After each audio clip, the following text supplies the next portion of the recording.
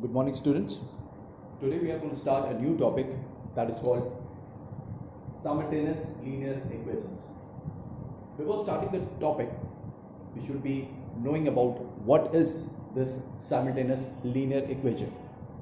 So as you can see on the right hand side, I have written one general linear equation form, and that general linear equation form is ax plus by plus c equal to 0. This is a general form in which a linear equation of two variables is represented, where a, b, c are arbitrary constants, that means which can be changed, and the value of this a and b, which are the numerical coefficients of x and y, they are non-zero values. That means their value can't be 0. If their value will be 0, then in that situation the equation won't exist, or the equation will be of just only one variable. So always remember, children, that if you find an equation which is having this form, then such a kind of a linear equation is a linear equation of two variables, and this equation solutions can be infinite. Now there are different methods of finding out the solution of x and y, the values of x and y from a given linear equation of two variables. So out of those methods, I have taken just one method, that is the substitution method. There are other three methods also which we are going to discuss later. That is the elimination method is also there, the cross multiplication method, and the graphical method for solving a linear equation of two variables. Now in order to find out the value of x and y for a given linear equation of two variables, it is required to have two such linear equations. Then only we can solve it by substitution or by other methods that I have told you. So as you can see over here, I have taken one question from the book which says 5x plus 4y minus 4 equal to 0. This is the first equation. And the second equation that they have given us is x minus 20 equal to 12y. This is the second equation. So I have labeled the number to a particular equation for the identification. Now in substitution method, as the word substitute tells us, that we have to put a value of something in some other quantity. So in a substitution method, what do? Out of the two equations that are given to us, from the two equations, we have to find out either the value of x from either of the two equations, or the value of y from either of the two equations, and then that value that we have figured it out for any variable, that value we substituted in the other equation. Now, as you can see, the two equations given over here, from the two equations, I found that the second equation will take less time and it will be much more easier to find out the value of x from this second equation. We could have taken out the value of x or y from the first equation also, but I found that we have to go through with less number of steps to find out the value of the variable x in this second equation, and that will be much more easier for us. So as you can see, from the second equation I have written this third equation, and in the transition of this second equation to third equation, I have done just one simple step, that I have transposed this minus 20 on the other side. On transposing this minus 20 on the other side, the equation has become x is equal to 12y plus 20. This is the third equation. Is it clear? This is the third equation that we have got, that we have derived it from the second equation just by transposing. I am not saying that every time you have to take the second equation to find out the value of only x only. No.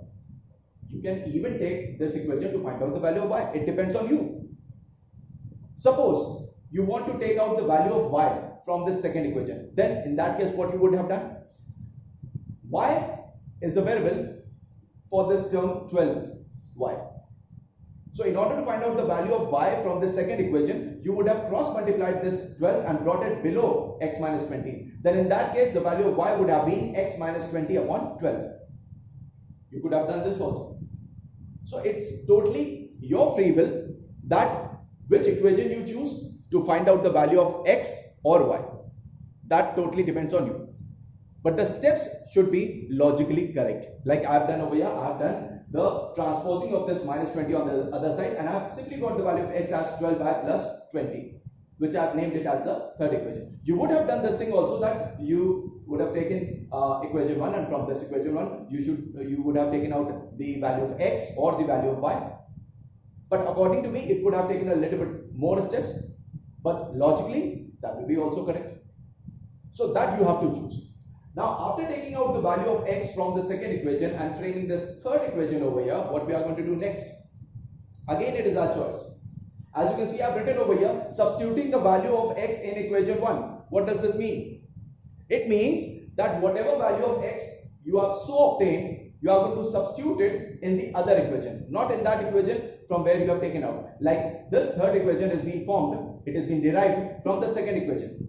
So I can't substitute the value of x in the same equation. That will be wrong.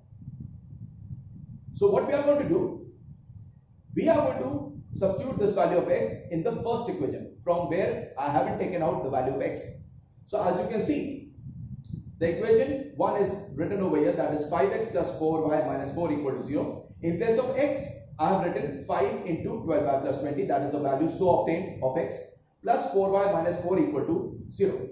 Then after opening the brackets, that is the general method, 5 into 12y is 60y, and 5 into 20 is plus 100, then plus 4y minus 4 equal to 0. All the terms copied as it is. As you can see that there are some like terms, 60y and 4y, these are like terms, so they are going to be added and it can be written as 64y. Similarly, plus 100 and minus 4 are also like terms, so what we are going to do, plus minus is minus, 100 minus 4 is plus 96 equal to 0. After this thing, we have to find out the value of y. So for that, what we are going to do, we are going to transpose again this constant 96 on the other side, by which the equation will change as 64y is equal to minus 96. And finally, for finding out the value of y, we are going to cross multiply and bring the 64 below minus 96. And the equation will turn as y is equal to minus 96 upon 64.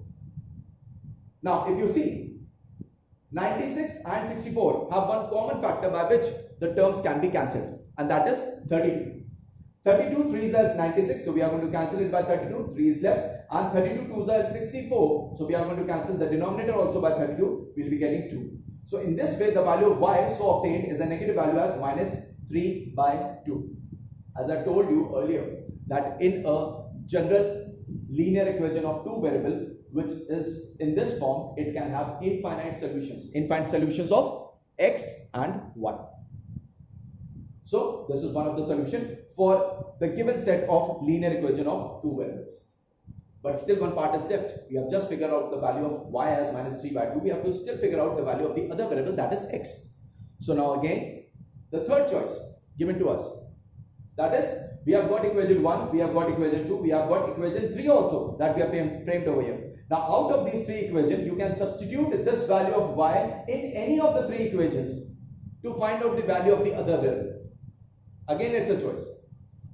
So according to my convenience, I have chosen again the third equation because it is easy as far as I believe. So the third equation was x is equal to 12y plus 20.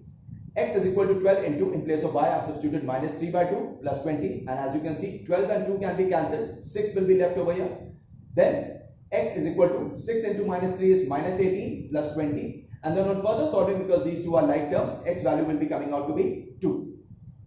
So in this way, we have got the value of the two variables, x as 2 and y as minus 3 by 2 for the given set of linear equation of two variable by substitution method. Again, before ending this video, I would like to tell you that in substitution method, we substitute the value of any one variable taken out from the first equation or taken out from the second equation in the other equation. That is, if you have taken out the value of x from the first equation, you are going to substitute it in the second one. If you have taken out the value of y from the first equation, you are going to again substitute it in the second equation. But if you do vice versa, that is, if you have taken out the value of x from the second equation, then you are going to substitute it in the first. Or if you have taken out the value of y from the second equation, you are going to substitute it in the first equation. This is the procedure that you are going to follow. So this is the first choice that you have to make, that which equation you have to choose to find out the value of any one variable, either of x or of y.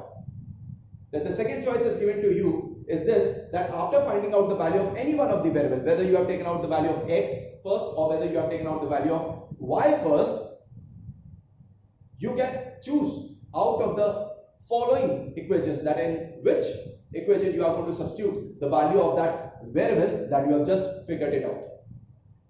And children, one more important point, or one more point to be noted down over here. As you can see, I have taken out the value of x from the second equation. So always remember this thing, that out of the two equations, the value of whichever variable you try to find out and substitute it in the other equation, the value of the other variable is figured out first. As you can see over here, from the second equation, I have figured out the value of x first and substituted this value in the first equation. So initially, we have got the value of y first. That means if I would have taken out the value of y from this equation and substituted it in the first equation, then in that situation, I would have figured out the value of x first. So this is also a point that has to be noted down.